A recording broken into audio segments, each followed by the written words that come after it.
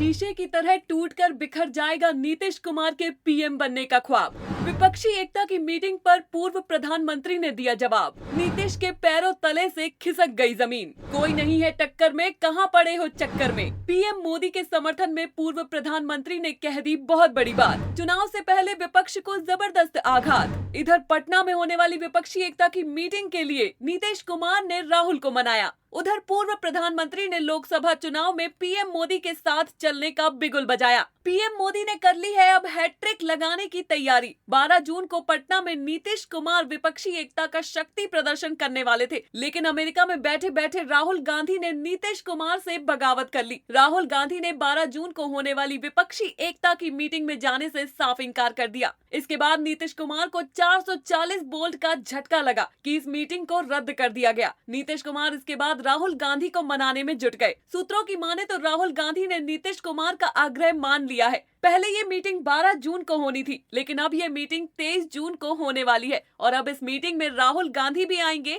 और मल्लिकार्जुन खड़गे भी आएंगे। इसी बीच अब एक ऐसी खबर सामने आई है कि नीतीश कुमार के होश फाख्ता हो गए हैं। पूर्व प्रधानमंत्री ने 2024 से पहले नीतीश कुमार का साथ न देकर पीएम मोदी के साथ चलने की कसम खाई है। लोकसभा चुनाव से पहले पूरे विपक्ष के लिए सबसे बड़ा झटका माना जा रहा है। सब कुछ आपको इस रिपोर्ट में बताएंगे, लेकिन उससे पहले आपको बताते हैं कि कुछ दिन पहले ही टीडीएस के मुखिया और आंध्र प्रदेश के पूर्व मुख्यमंत्री चंद्रबाबू नायडू ने गृह मंत्री अमित शाह और बीजेपी के राष्ट्रीय अध्यक्ष जेपी नड्डा से मुलाकात की थी। ये मुलाकात इसी साल तेलंगाना में होने वाले विधानसभा चुनाव में बीजेपी के साथ गठबंधन को लेकर थी। चंद्रबाबू नायडू अच्छी तरह से जानते हैं कि आंध्र प्रदेश और तेलंगाना से उनका और उनकी पार्टी का अस्तित्व लगभग खत्म हो चुका है और बीजेपी के रथ पर सवार हुए बगैर ये अस्तित्व तो वापस नहीं मिलने वाला है। इसलिए विधानसभा के साथ साथ लोकसभा में भी टीडीएस का बीजेपी के साथ गठबंधन तय माना जा रहा है। हाल ही में कर्नाटक के विधानसभा चुनाव में बीजेपी को जोरदार हार मिली थी। इसके बाद बीजेपी साउथ में अपने गढ़ को लोकसभा चुनाव से पहले मजबूत करने की कवायद में जुटी है। टीडीएस के बाद अब एक और साउथ के बड़े नेता और देश के पूर्व प्रधानमंत्री की पार्टी का लोकसभा चुनाव से पहले ही बीजेपी के साथ गठबंधन तय माना जा रहा है। इस पार्टी का नाम है जनता दल सिक्योर यानी कि जेडीएस। ये पार्टी देश के पूर्व प्रधानमंत्री एचडी देवगौड़ा की पार्टी है। राजनीति की जानकारों की माने तो ये पार्टी लोकसभा चुनाव में बीजेपी से गठबंधन करना चाहती है, क्योंकि चंद्रबाबू नायडू की तरह एचडी देवगौड़ा भी अच्छी तरह से समझ गए हैं कि विपक्ष के रथ पर सवार होकर कुछ भी नहीं मिलने वाला है। इसलिए खोए हुए अस्तित्व को पाने के लिए बीजेपी का सहारा लेना बहुत जरूरी है। हाल ही में कुछ गंभीर मुद्दों पर एचडी देवगौड़ा की पार्टी जेडीएस ने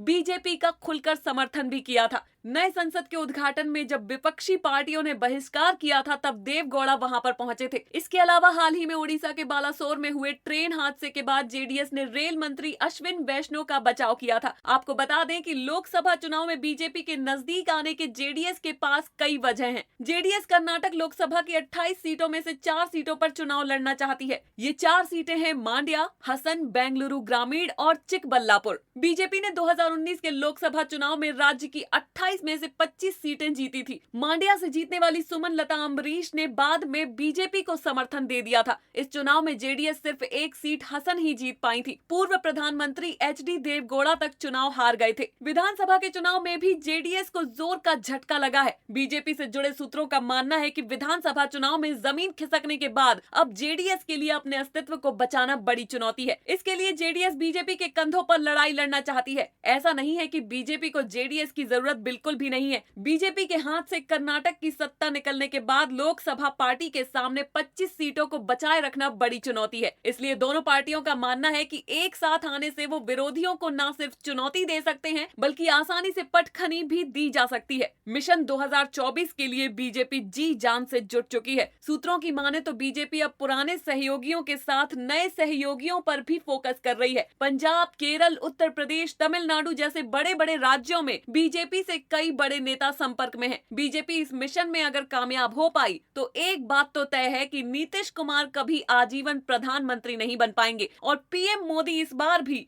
हैट्रिक लगाकर नया इतिहास बनाएंगे। हमें कमेंट करके जरूर बताएं। अगर आप इस प्रकार के वीडियो देखना पसंद करते हैं तो हमारे फेसबुक चैनल को जरूर फॉलो करें। अगर वीडियो पसंद आई हो तो शेयर जरूर करें और सब्सक्राइब करना ना भूलें। धन्यवाद।